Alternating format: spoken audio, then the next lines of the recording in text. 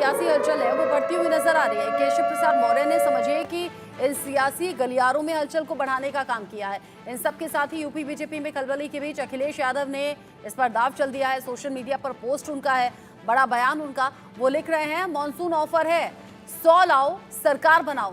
केशव प्रसाद मौर्य का नाम लिए बिना ही अखिलेश यादव ने ये सीधे सीधे ऑफर दे दिया है। आज सुबह सुबह कुछ मिनट पहले ही अखिलेश यादव की तरफ से ये पोस्ट किया गया है, मॉनसून ऑफर है, 100 लाओ और सरकार बनाओ। और उससे पहले उन्होंने करीब 12 घंटे पहले एक और पोस्ट किया था जिसमें उन्होंने लिखा था, लौट के बुद्धू घर को आए। केशव प्रसाद मौर्य दिल्ली में पहुंचे थे, पीएम मोदी से मिलना चाहते थे, गृह मंत्री अमित शाह से मिलना चाहते थे, मुलाकात का समय मिला नहीं, फिर वो लौट कर वापस आ गए।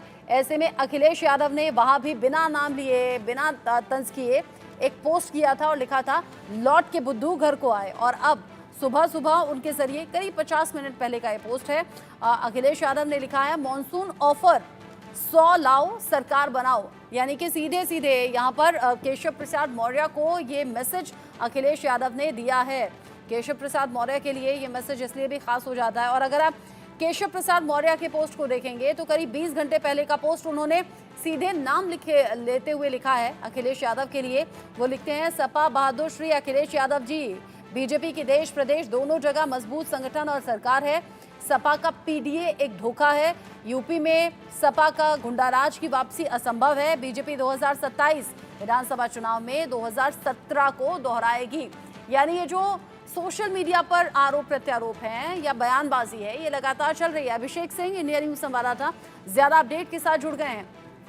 अभिषेक, अखिलेश लगातार तंज कर रहे हैं, कभी लिखते हैं लौट के बुद्धू घर को आए, कभी वो मौजूदा व्यवस्था को लेकर कह देते हैं यूपी में तो कुर्सी की लड़ाई चल रही है। अब ये नया पोस्ट है, 100 लाओ सरकार बनाओ, इसे कैसे देखें?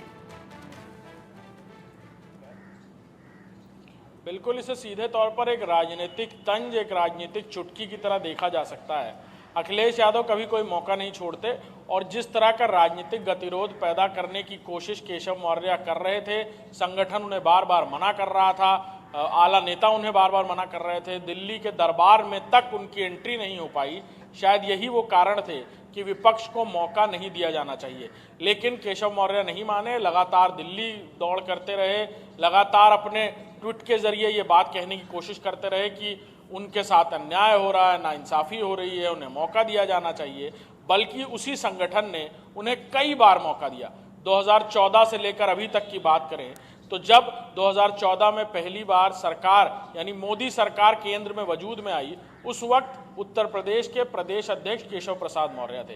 हालांकि चुनाव से एक महीने तकरीबन कुछ महीनों पहले ही उन्हें प्रदेश अध्यक्ष की भूमिका में लाया गया। उससे पहले केशव मौर्य सांसद थे और उसके बाद से ही उन्हें ये खुशफहमी हो गई कि उनकी वजह से उत्तर प्रदेश में इस तरह का बहुमत आया है, यानी उनके नेतृत्व में आया है। बल्कि वो पूरी तरह मोदी मैजिक था। और उसके बाद से ही ये खुशफहमी और बढ़ती रही जब विधानसभा चुनाव में प्रचंड बहुमत उत्तर प्रदेश में भारतीय जनता पार्टी को मिला। संगठन ने राय मशवरा किया, योगी आदित्यनाथ को मुख्यमंत्री का चेहरा चुना गया। तब से उनके मन में एक टीस थी कि उन्हें नेतृत्व करने का मौका मिलना चाहिए। हालांकि संगठन ने उन्हें इस बात को मानते हुए उन्हें डिप्टी सीएम का ओहदा दे दिया उत्तर प्रदेश में। और फिर तब से लेकर अभी तक कई सारे घटनाक्रम हुए।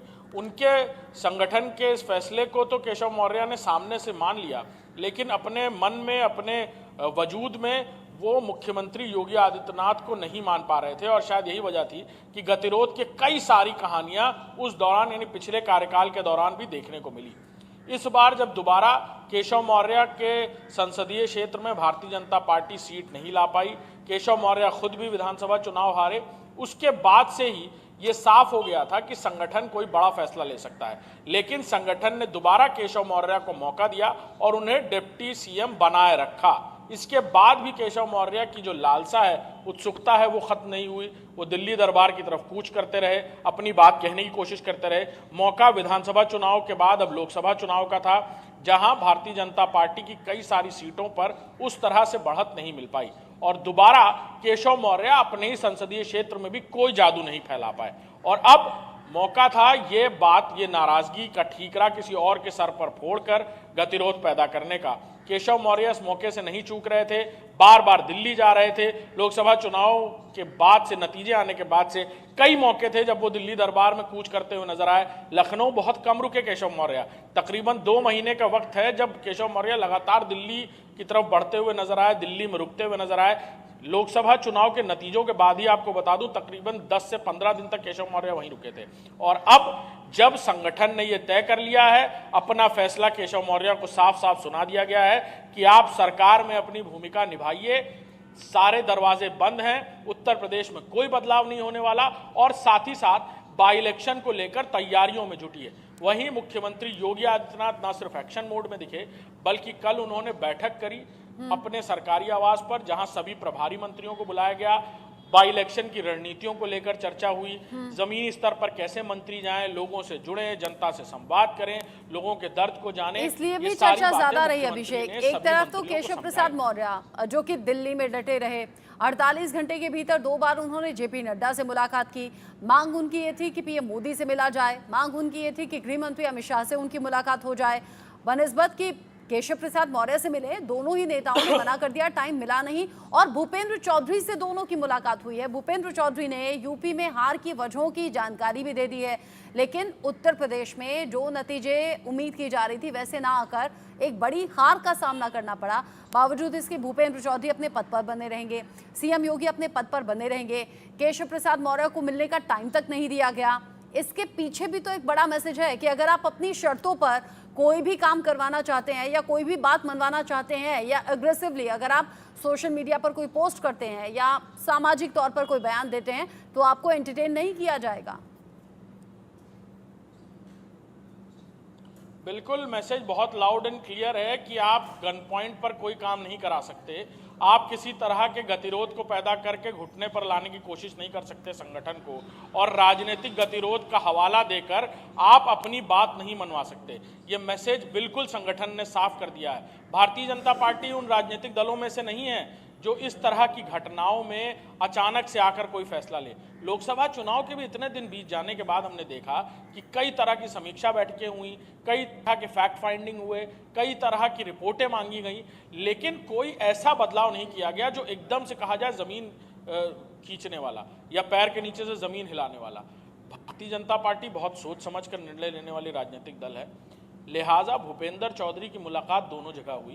केशव मौर्य के गतिरोध के बाद जमीनी हकीकत के लिए भूपेंद्र चौधरी ने मुलाकात की। उन्होंने हार के कारण बताए, जो कारण कई बार संगठन की तरफ से पहुंच चुके हैं, वही कारण भूपेंद्र चौधरी भी बताते हुए नजर आए। और ये साफ हो गया कि अभी उत्तर प्रदेश में किसी तरह के बदलाव की जरूरत नहीं, बाई इलेक्शन का इंतजार किया जाए। बाई इलेक्शन में पार्टी, संगठन, सरकार मिलकर पूरी ताकत झोंके, ज्यादा से ज्यादा सीटें लेकर आए, अपनी जो जमीनी हकीकत है उसे समझते हुए, समीकरण, ध्रुवीकरण और प्रत्याशियों की बात समझते हुए किन प्रत्याशियों को टिकट दिया जाए, इस पर भी बहुत कड़ी निगाह रहेगी। और एक और बात खुलकर सामने आती है कि मुख्यमंत्री योगी आदित्यनाथ को इस चुनाव में पूरी तरह फ्री होल्ड दिया गया है। यानी एक बात बिल्कुल साफ हो गई है कि केशव मौर्य के इस पूरे घटनाक्रम, इस गतिरोध के बाद ये पूरा मामला बैकफायर कर गया उन्हीं पर, और मुख्यमंत्री योगी आदित्यनाथ की छवि और उभर कर सामने आई है कि ऐसी छवि का मुख्यमंत्री जिसको लेकर, जिसके मॉडल को लेकर पूरे देश में चर्चा है, पूरे देश में बड़ी तादाद में फैन फॉलोइंग है, और उत्तर प्रदेश जैसे सूबे में जहां से सबसे ज्यादा सीटें हैं, जहां आबादी बहुत ज्यादा है, वहां पर ऐसा मुख्यमंत्री जो दिनों रात काम करते हुए नजर आ रहा है, वहां पर किसी बदलाव की जरूरत नहीं। और इस बार संगठन loud and clear message Delhi से दे दिया गया, और दिल्ली से लखनऊ तक इसकी चर्चा है। एक तरफ योगी आदित्यनाथ जो कि उपचुनावों को लेकर काम कर रहे हैं, मीटिंग्स का दौर जारी है,